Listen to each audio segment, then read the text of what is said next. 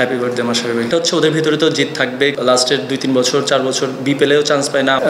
আমি মনে করি আমি আমার সাইড থেকে রেডি থাকতেছি, এখন সব কিছু নির্বাচকদের হাতে। আমি মাঝখানে একটু অফ ফর্মে ছিলাম, কিছু ইনজুরি ছিল, কিন্তু আলহামদুলিল্লাহ এখন ভালো টাচে আছি, দোয়া করবেন ইনশাল্লাহ। এই টিম ন্যাশনাল টিমে অনেক উইকেট কিপার অলরেডি আছে, আমাকে উইকেট কিপার হিসেবে কাউন্ট করে। আমি এখন ফোকাস করছি আমার ব্যাটিংটা নিয়ে। আমি চাচ্ছি ব্যাটিংটা যাতে আমি ভালো মতো করতে পারি। আলহামদুলিল্লাহ আমি আল্লাহর রহমতে লাস্টের 2-3 বছর 4 বছর অনেক ভালো খেলতেছি আল্লাহর রহমতে। শর্টার ফর্মেটটা আর ওই জিনিসটা সব পুরোপুরি নির্বাচকদের উপর, ওদের উপরে ছেড়ে দেওয়া ভালো।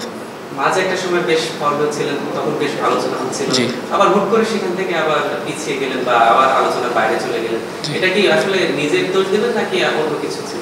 না, সব কিছু ইয়ে ছিল। আমি মাঝখানে একটু অফ ফর্মে ছিলাম, কিছু ইনজুরি ছিল, কিন্তু আলহামদুলিল্লাহ এখন ভালো টাচে আছি, দোয়া করবেন ইনশাল্লাহ। ভাই আপনারা তো ন্যাশনাল টিমের আশেপাশে যারা থাকে বা ন্যাশনাল টিমে যারা থাকে তাদের সাথে আলাপ আলোচনা হয়, যেভাবে সিলেক্টরদের প্রসেসটা, যে কীভাবে তারা প্লেয়ারদেরকে ন্যাশনাল টিমে খেলা হয়, সেই প্রসেসটা সম্পর্কে নিশ্চয়ই অবগত আছে। আপনার কি মনে হয় যে সেই প্রসেসটা আপনি মেনটেন করতেছেন কিনা? যে একটা প্লেয়ার এই লিগে এত রান করলে বা ওই লিগে এইভাবে পারফর্ম করলে ন্যাশনাল টিমের একটা কাছে চলে আসতে হবে, এসপি এই টিম যেখানেও, আপনার কি মনে হয় যে আপনি যেই কাজগুলো আপনার করা উচিত সেগুলো ঠিকঠাক পালন করেছেন? আমি আমার প্রসেসটা আলহামদুলিল্লাহ লাস্টের 3-4 বছর একটু ভালোই করতেছি আলহামদুলিল্লাহ। আর সিলেকশনের ব্যাপারটা পুরোপুরি নির্বাচকদের হাতে। আর একটা ফ্যাক্ট হচ্ছে, আমি একটা অনুরোধ করব যে 30 ঊর্ধ্বে যারা আছে তাদেরকে যেন ভুলে না যাওয়া হয় আর কি, ওরা যাতে ফোকাসে থাকে যারা পারফর্ম করবে। কি মনে হয় যে আপনার বয়স কি এখানে একটা ফ্যাক্ট কিনা?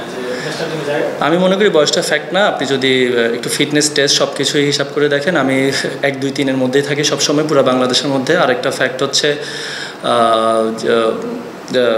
যেটা টিম কম্বিনেশনের ব্যাপারটা আছে, দেখবেন আপনি 4-5টা কিপার কিন্তু অলরেডি টিমের মধ্যেই আছে, ন্যাশনাল টিমের মধ্যে, এই টিমেও থাকে, ওই হিসাবে একটু কম্বিনেশনটা হয় না। সবসময় ন্যাশনাল টিমের বেস্ট টিমে থাকতে বিষয়টা এমন না, এমন হতে পারে যে এই টিমে রেগুলার খেলছেন, এই স্কুলে রেগুলার থাকছেন, এরকম একটা প্রসেসের মধ্যে দিয়ে কি আপনাকে নেওয়া হচ্ছে কিনা বা আপনার সাথে সিলেক্টরদের কোনো কথা হয় কিনা? সিলেক্টরদের সাথে আমার রিসেন্টলি কোনো কথা হয় নাই, কিন্তু আপনাদেরকে যেটা বললাম আর কি, জিনিসটা হচ্ছে আপনার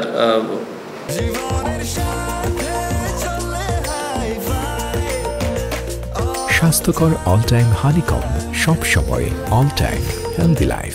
এই টিম ন্যাশনাল টিমে অনেক উইকেট কিপার অলরেডি আছে, আমাকে উইকেট কিপার হিসেবে কাউন্ট করে। আমি এখন ফোকাস করছি আমার ব্যাটিংটা নিয়ে। আমি চাচ্ছি ব্যাটিংটা যাতে আমি ভালো মতো করতে পারি। আপনার ব্যাটার, আপনার একটা ইনপুট থাকে মানে রানের ক্ষেত্রে, সেই জায়গাতে বাংলাদেশ টিম আপনাকে চাইলে তো বিবেচনা করতে পারে, আপনি তো ন্যাশনাল টিমের জন্য একেবারে রেডি টু কুক কিনা?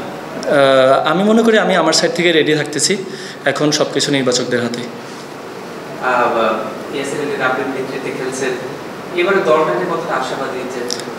আমরা হচ্ছে একটা, আমি মনে করি রাব্বির ক্যাপ্টেন্সিতে আমরা একটা ওয়েল কম্বাইন্ড টিম, ইনশাল্লাহ একটা ভালো কিছুই হবে ফিউচারে ইনশাল্লাহ। জয়ের ইনিংসটা আউটস্ট্যান্ডিং। আমি সবসময় আমরা ফুল টিম হিসেবে ওকে ব্যাক করছি। Are from the very beginning আপনারা দেখবেন ও কিন্তু অলরেডি 3টা 50+ ইনিংস খেলছে, প্লাস একটা আজকে 100। আমি ওকে উইশ করবো যে ও যেন সামনে আরও ভালো পারফর্ম করতে থাকে।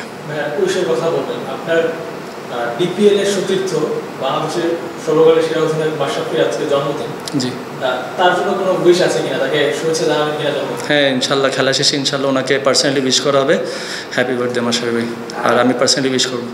হ্যাঁ, আপনাদের দলের 3জন ব্যাটার আছেন যারা টেস্ট খেলোয়াড় হিসেবে পরিচিত, মুমিনুল হক, জয়, দীপু, তারা দারুণ রানে রয়েছে, আসলে এটা কেমন লাগছে?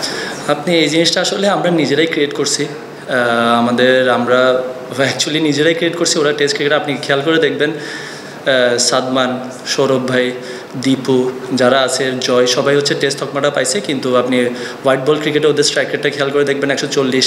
এই রিসেন্ট টুর্নামেন্টে খেয়াল করে দেখবেন 140-150। কালকে সাদমানও খুব ভালো একটা ইনিংস খেলছে, দীপু, সৌরভ ভাই সবাই কিন্তু 150-200 স্ট্রাইক রেটেই খেলতেছে। তো এই জিনিসটা আমি মনে করি চিন্তা না করাই ভালো আর কি, টেস্ট ব্যাটসম্যান শুধু। যারা টেস্ট রেগুলারলি খেলে, আমরা তো যদি বেসিক্যালি নাও যদি বলি যে টেস্ট ব্যাটার, তারপর তারা রেগুলারলি টেস্টই খেলে, যেহেতু তারা টানা টেস্ট খেলে বা তাদের যদি টেস্ট খেলানো হয়, সেক্ষেত্রে টেস্টের তকমা একটা না চাইলেও লেগে যাচ্ছে।